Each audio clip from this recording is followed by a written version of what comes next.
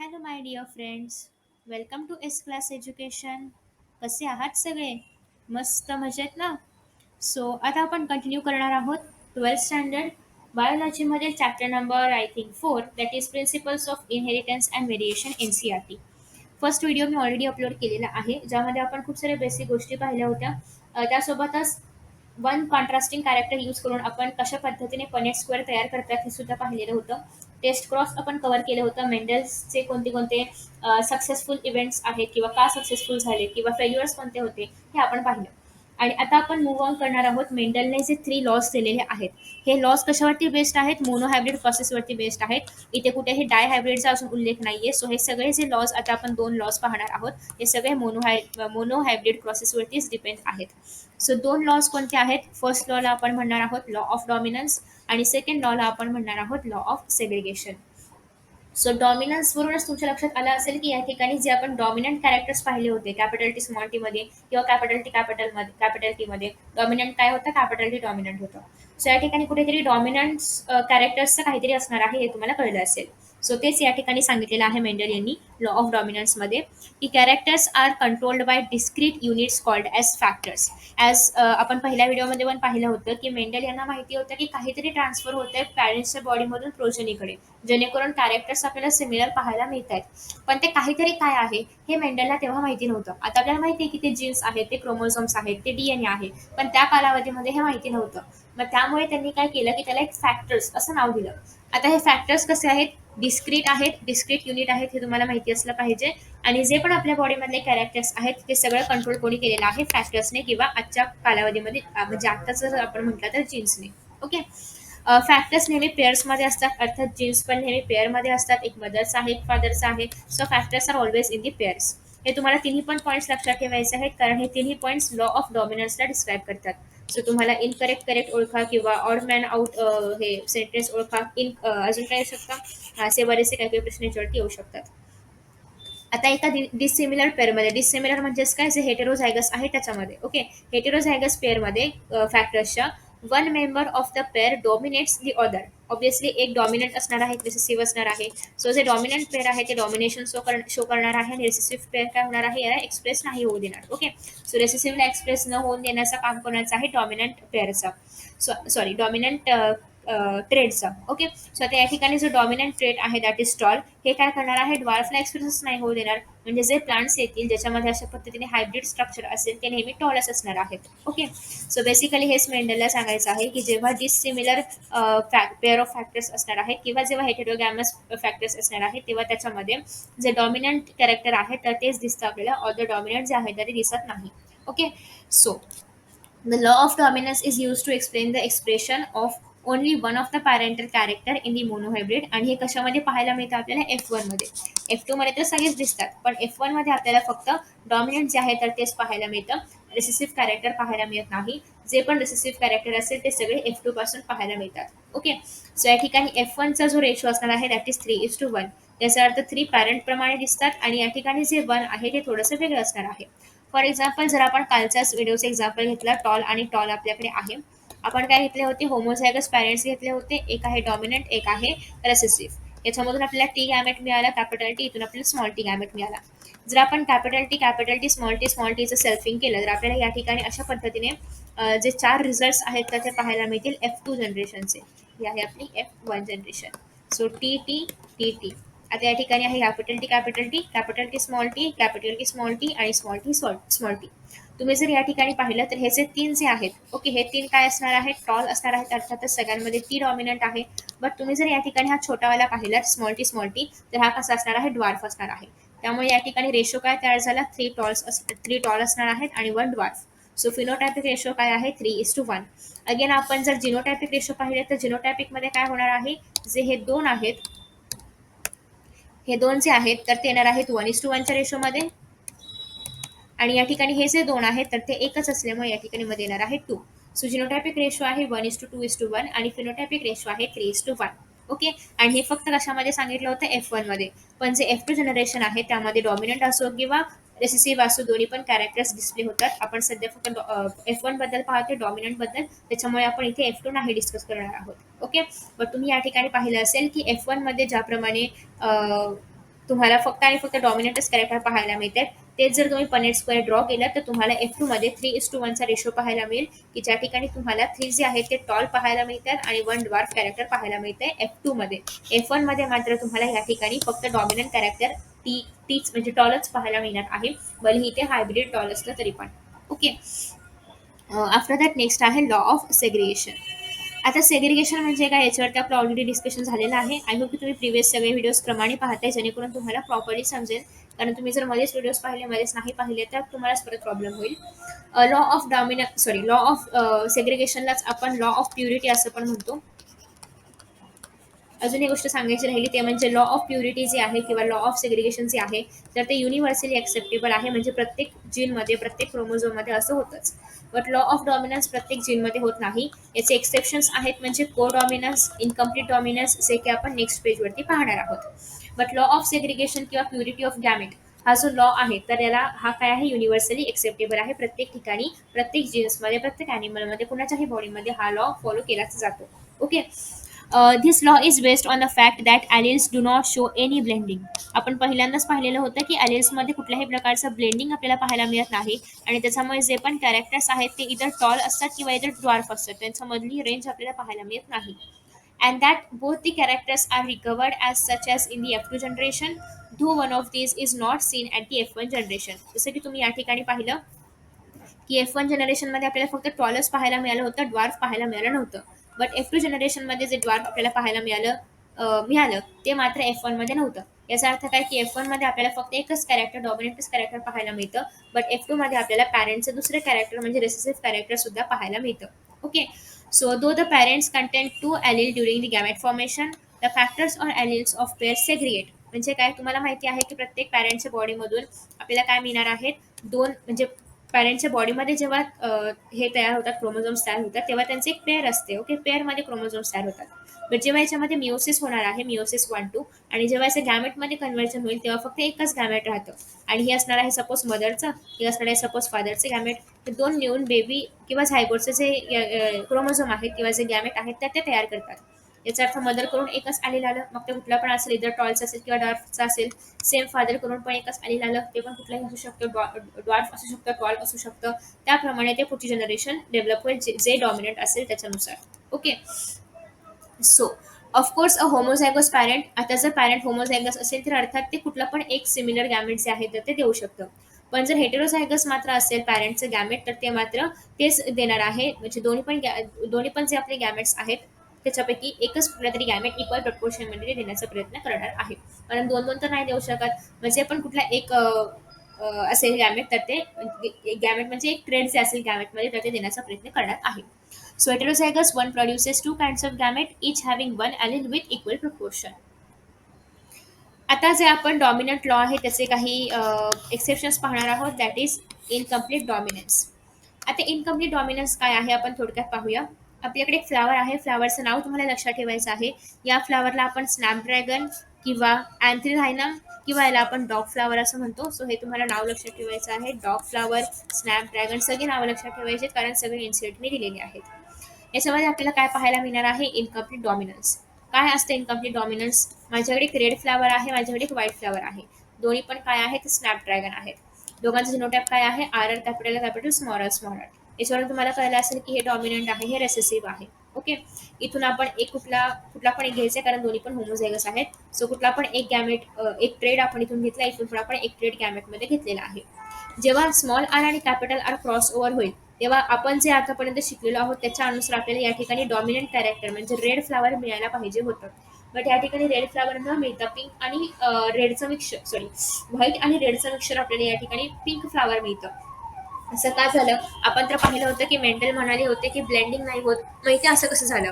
तर ह्याचे एक्सेप्शनल केस आहे की ज्या ठिकाणी रेड जे आहे आणि म्हणजे रेडचा जो कॅपिटल आर आहे आणि व्हाईटचा जो स्मॉल आर आहे ते दोघं पण एकाच ठिकाणी एकाच वेळेस काय होतात, या ठिकाणी आपल्याला त्याचं डॉमिनेशन पाहायला मिळणार आहे. म्हणजे हा जो डॉमिनंट कॅरेक्टर आहे तर तो रेसेसिव्हला सप्रेस नाही करू शकला. ओके. जे डॉमिनंट आहे तर ते रेसेसिव्हला सप्रेस नाही करू शकलं, त्याच्यामुळे सप्रेसही त्याच्यामध्ये मिक्स झालं आणि अशा पद्धतीने याला आपण म्हणणार आहोत न्यू फ्लावर किंवा new generation, that is F1 generation, जी की आहे पिंक फ्लावरची.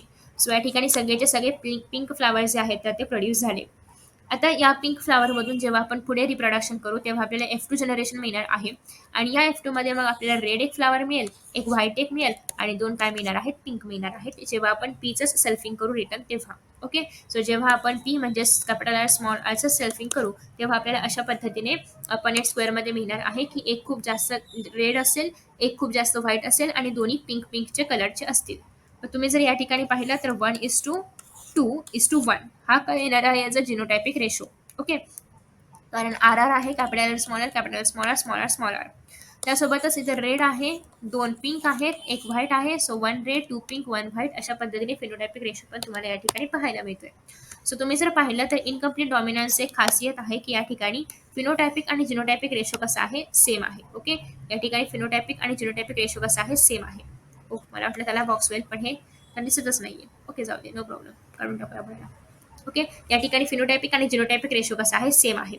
तेच सेम टू सेम तुम्हाला या ठिकाणी लिहून दिले, हवं तर तुम्ही ते रीड करू शकता. बट आय थिंक मी सगळं या ठिकाणी कव्हर केलेलं आहे.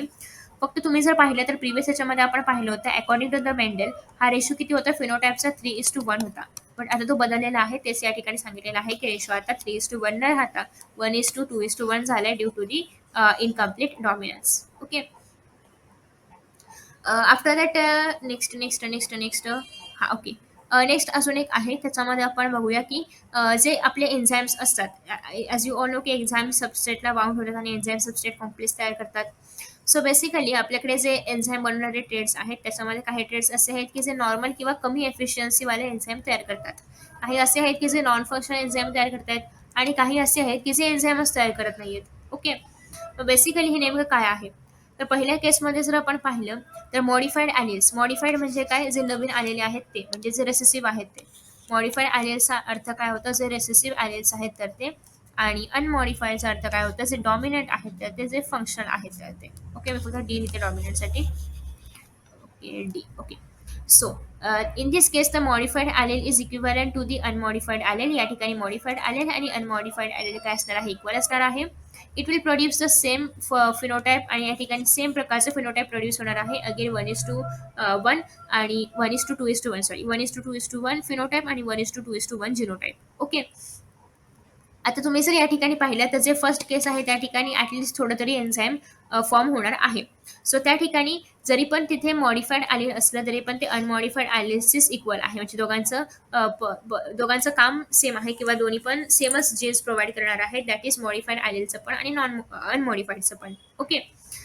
नेक्स्ट असं आहे की the phenotype or the gene will only be dependent on the functioning of the unmodified allele. आता जर असं असेल एखाद्या फ्लावरमध्ये किंवा एखाद्या प्लांटमध्ये की जे ॲलिल आहे त्याचं फंक्शनल वगैरे हे सगळं त्याच्या अनमॉडिफाईड ॲलिलवरती जर डिपेंड राहिलं असेल तर मात्र मग त्याच्यापासून आपल्याला खूपच कमी प्रमाणामध्ये एन्झाईम किंवा नाहीच एन्झाईम मिळू शकत. ओके.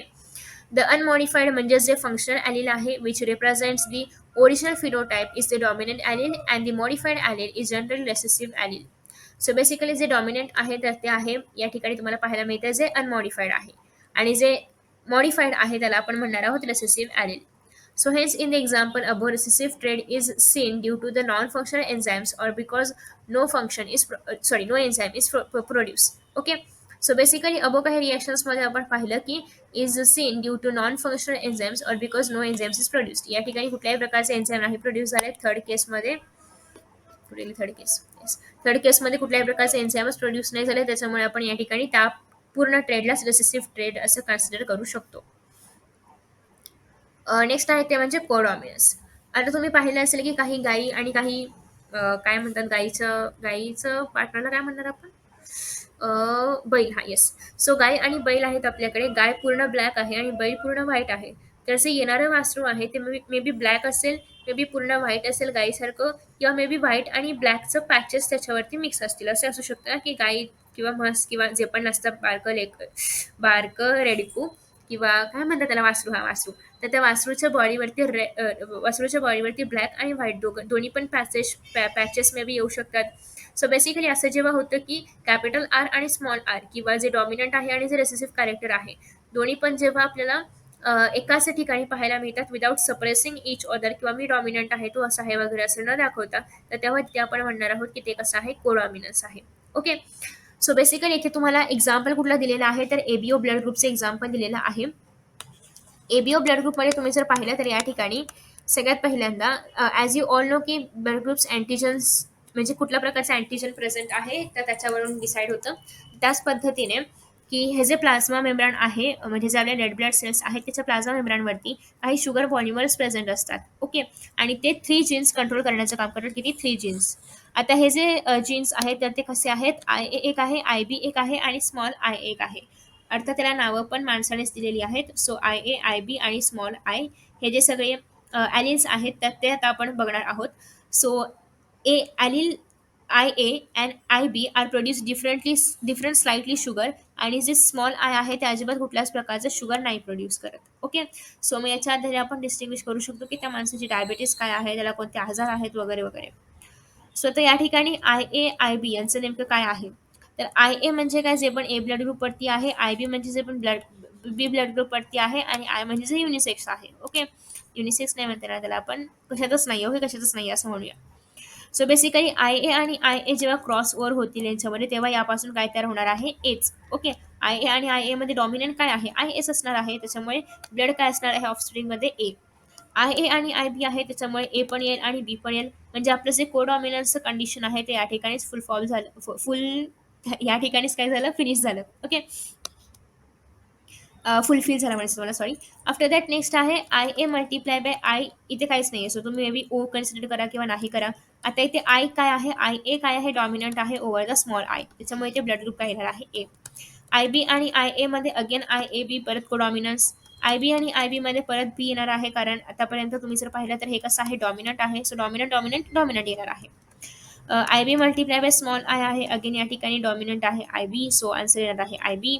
नेक्स्ट आहे स्मॉल आय आणि स्मॉल आय म्हणजे या ठिकाणी कुठलाही अँटीजन प्रेझेंट नाहीये. सो झिरो आणि म्हणजे ओ आणि ओ. सो ओके, ओ आणि ओ. दॅट्स वाय या ठिकाणी काय येणार आहे? O blood group. Okay. So तेच तुम्हाला या ठिकाणी सांगितले. तुम्ही जर इथे पाहिले तर तुम्हाला इथे किती जिनोटाइप्स मिळतात? हे दोन एकच कन्सिडर करायचं आहे. सो तुम्हाला या ठिकाणी 6 जे आहेत तर ते 6 जिनोटाइप्स तुम्हाला इथे पाहायला मिळतात वेगवेगळ्या प्रकारचे. ओके. So next आहे, do you realize that the example of ABO blood grouping also provides a good example of multiple allelism? Multiple allelism म्हणजे काय, की मोर दॅन टू ॲलिल्स किंवा 3 alleles governing the same character. So या ठिकाणी आपण पाहिलं की आय ए, आय बी आणि ओ, सॉरी ओ नाही, I. I. Okay. Capital I small I. So basically हे जे 3 ॲलिल्स आपल्याकडे प्रेझेंट आहेत तर त्यांचं काम काय आहे? ब्लड ग्रुप म्हणजे सगळ्यांचं काम तेच आहे की ते अँटीजनवरती असणार आहेत. सो हे 3 ॲलिल्स आहेत, बट त्यांचं काम सेम आहे, फंक्शन सेम आहे किंवा कॅरेक्टर सेम आहे. बट ॲलिल्स किती आहेत? डिफरंट डिफरंट आहेत. 3 ॲलिल्स आहेत.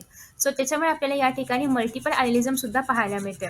एक तर सगळ्यात पहिल्यांदा ज्या ठिकाणी ए बी ग्रुप्स आहेत, ब्लड ग्रुप्स आहेत, त्या ठिकाणी आपल्याला कोडॉमिनन्स पाहायला मिळणार आहे. हे तर झालं पहिलं फॅक्टर. आणि दुसरं फॅक्टर असं आहे की याच ठिकाणी आपल्याला मल्टिपल ॲलिल्स पण पाहायला मिळणार आहेत. सो दॅट्स वाय हा एक दुसरा फिनॉमिनॉन पाहायला मिळतोय. अँड इंडिव्हिज्युअल ओनली, प्रत्येक इंडिव्हिज्युअलमध्ये फक्त 2च ॲलिल्स असणार आहेत ऑब्व्हियसली, कारण एक मदरकडून येईल, फादरकडून येईल. अशा पद्धतीने प्रत्येक इंडिव्हिज्युअलमध्ये 2च ॲलिल्स असतात. मग ते 2 कशा पद्धतीने असतात ते आपण मगाशीच चार्टमध्ये पाहिलं. ओके. सो बेसिकली तुम्हाला जर असं वाटत असेल की 3 ॲलिल्स आहेत म्हणजे प्रत्येक ऑर्गॅनिझमच्या बॉडीमध्ये 3 असणार, तर असं नाहीये. प्रत्येक ऑर्गॅनिझमच्या बॉडीमध्ये यापैकी कोणत्या तरी दोघांचं कॉम्बिनेशन असतं. Multiple alleles can be found only when population studies are made. मग आता हे मल्टिपल ॲलिल्स आपण याला का म्हणतोय, कारण प्रत्येक ऑर्गॅनिझमच्या बॉडीमध्ये तर 2च असणार आहेत ना. तर मल्टिपल ॲलिलिझम आपण यासाठी म्हणतोय कारण इथे आपण विथ रेस्पेक्ट टू पॉप्युलेशनचा अभ्यास करतोय. म्हणजे जर आपण पूर्ण पॉप्युलेशन जर पाहिलं तर पूर्ण पॉप्युलेशनमध्ये अर्थात आपण जर एक कॉमन डाटा जर फाइंड आउट केला तर त्या ठिकाणी आपल्याला कोणाच्या तरी कुणाच्या बॉडीमध्ये वेगळे 2, दुसऱ्या बॉडीमध्ये वेगळे 2, अशा पद्धतीने वेगवेगळे कॉम्बिनेशन्स पाहायला मिळतील. सो त्याच्या अनुषंगाने जर आपण म्हटलं तर हे कसे आहेत? मल्टिपल ॲलिल्स आहेत किंवा मल्टिपल ॲलिलिझम आपल्याला एबीओ ब्लड ग्रुपमध्ये पाहायला मिळतोय with respect to population. So तुम्हाला हे टर्म पण लक्षात ठेवायचं आहे, विथ रेस्पेक्ट टू पॉप्युलेशन. आता अजून एक एक्झाम्पल आहे, याला आपण म्हणू शकतो प्लिओट्रॉपी. तर बेसिकली याच्यामध्ये काय होणार आहे? A single gene product may produce more than one effect. म्हणजे जीन एकच आहे बट त्याचा इफेक्ट मात्र मल्टिपल आहे. या ठिकाणी ॲलिल्स मल्टिपल होते मात्र इफेक्ट किंवा कॅरेक्टर एकच होतं. याच्या उलटी कंडिशन इथे पाहायला मिळते प्लिओट्रॉपीमध्ये. प्लिओट्रॉपी अजून डिटेलमध्ये आपण नंतर पाहणार आहोत याच चॅप्टरमध्ये थोड्याशा अजून पेजेस नंतर किंवा अजून टॉपिक्स नंतर. बट त्याचं एक एक्झाम्पल तुम्हाला याच ठिकाणी पाहायला मिळेल, कारण हे एक्झाम्पल इनकम्प्लीट डॉमिनन्सचं पण आहे आणि प्लिओट्रॉपीचं पण आहे, त्याच्यामुळे इथे दिलेलं आहे. सो जेव्हा एकच सिंगल जीन खूप सारे मोर इफेक्ट्स शो करतं तेव्हा त्याला आपण म्हणणार आहोत प्लिओट्रॉपी. बेसिकली तुम्ही जर या ठिकाणी पाहिलं तर एक्झाम्पल घेतलेलं आहे starch synthesis in pea seed. Pea सीडमध्ये जे स्टार्च सिंथेसाइज होतं तर त्याचं एक्झाम्पल या ठिकाणी घेतलेलं आहे. So basically starch STARCH synthesise. आता या ठिकाणी आपल्याकडे दोन ग्रुप्स आहेत, एक तर हेटेरो आणि एक तर होमोजिनस किंवा हेटेरोजिनस. आता basically seeds is controlled by one gene, अर्थात एकाच जीनने कंट्रोल होणार आहे कारण एक कॅरेक्टर आहे. बट एकच जीन अनेक कॅरेक्टर्स किंवा अनेक इफेक्ट्स पण दाखवू शकतं. कसं? इट हॅज टू ॲलिल्स, एक तर कॅपिटल बी आहे आणि एक तर स्मॉल बी आहे. सो जी starch is synthesise effectively by homozygous. आता होमोझायगसमध्ये पण दोन प्रकार आहेत, एक तर डॉमिनंट होमोझायगस असतील किंवा रेसेसिव्ह होमोझायगस असतील. ओके, एक तर डॉमिनंट म्हणजे कॅपिटल बी असतील किंवा स्मॉल बी होमोझायगस असतील. मग आता जे पण होमोझायगस आहेत त्याच्यामध्ये काय होतं, आपल्याला मोठ्या प्रमाणामध्ये स्टार्च सिंथेसिस पाहायला मिळतं. मग ते रेसेसिव्ह असोत किंवा ते कसे म्हणू शकतो आपण त्याला, डॉमिनंट असोत. ओके, तर त्याच्यामध्ये होमोझायगसमध्ये डॉमिनंटमध्ये आपल्याला सगळ्यात जास्त प्रमाणामध्ये स्टार्च सिंथेसिस पाहायला मिळतं.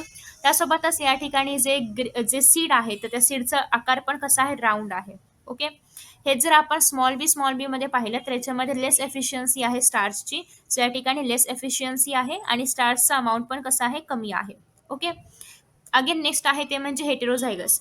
हेटेरोझायगसमध्ये जर आपण पाहिलं तर ग्रेन्स प्रोड्यूस कसं आहे, इंटरमिडिएट आहे आणि साईज पण कशी आहे, इंटरमिडिएटच आहे.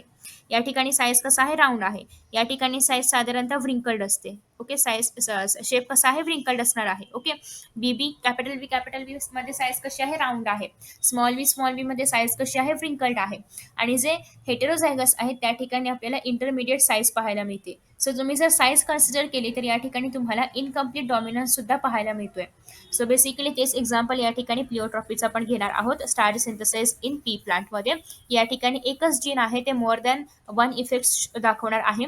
आणि याचंच अपोजिट जर आपण पाहिलं तर मल्टिपल ॲलिल्समध्ये खूप सारे ॲलिल्स एकच कॅरेक्टर दाखवतात. ओके, सो इथे खूप चांगलं स्टेटमेंट असं आहे की therefore dominance is not autonomous feature. Dominance हे ॲटोनॉमस फीचर नाही आहे of a gene or the product that it has information for. Dominance character हे कुठलंही ॲटोनॉमस असं फीचर नाही आहे त्या जीनचं म्हणा किंवा ती जे इन्फॉर्मेशन ते जीन प्रोव्हाइड करणार आहे त्याचं. सो तुम्हाला हे ट्रू ऑर फॉल्समध्ये, इनकरेक्टमध्ये किंवा ऑड स्टेटमेंट ओळखामध्ये वगैरे असे काही एक्झाम्पल्स किंवा असे स्टेटमेंट्स येऊ शकतात. It depends as much on the gene product and production of a particular phenotype from this product as it does on the particular phenotype that we choose to examine. In case more than one phenotype is influenced by the same gene. So basically हे एकतर dominance हे autonomous process नाही आहे, हे जीनवरती depend करणार आहे, जीनच्या प्रोडक्टवरती आणि फिनोटाईपच्या रेशोवरती किंवा पर्टिक्युलर फिनोटाईपवरती. ओके, सो बेसिकली या ठिकाणी तुम्हाला एवढंच लक्षात ठेवायचं आहे की डॉमिनन्स हे ॲटोनॉमस नाही आहे, बट ते कशावरती डिपेंड आहे, production of the particular phenotype किंवा जीन प्रोडक्टवरती. Okay, in case more than one phenotype is influenced by the same gene, तर मग त्या ठिकाणी पर्टिक्युलर फिनोटाईपचा अभ्यास केला जातो आणि त्याच्या आधारावरती डिटरमाइन केलं जातं. सो इन दिस व्हिडिओ आपण या ठिकाणी मल्टिपल ॲलिल्सपर्यंत कंप्लीट केलेलं आहे. म्हणजेच इन शॉर्ट आपण सगळे जे इनहेरिटन्स इन वन जीन आहे किंवा इनहेरिटन्स ऑफ वन जीन जे आहे ते आपण कंप्लीट केलेलं आहे. नेक्स्ट व्हिडिओपासून आपण स्टार्ट करणार आहोत inheritance of two genes. Okay, inheritance of two जीन्समध्ये पण एक लॉ आहे. ज्याप्रमाणे आपण वन जीनचे दोन लॉस पाहिले होते त्याप्रमाणे टू जीनचा एक लॉ आहे, that is law of independent assortment. हा लॉ पण युनिव्हर्सली एक्सेप्टेड नाहीये, याचे पण काही एक्सेप्शन्स आहेत. फॉर एक्झाम्पल लिंकेजेस वगैरे, ते पण आपण पाहणार आहोत नेक्स्ट व्हिडिओमध्येच. ओके, सो टू जीन्सपासून आपण नेक्स्ट व्हिडिओमध्ये सुरू करणार आहोत. आय होप की तुम्हाला हा व्हिडिओ आवडला असेल. Thank you so much for watching this video and see you in the next video. Bye bye.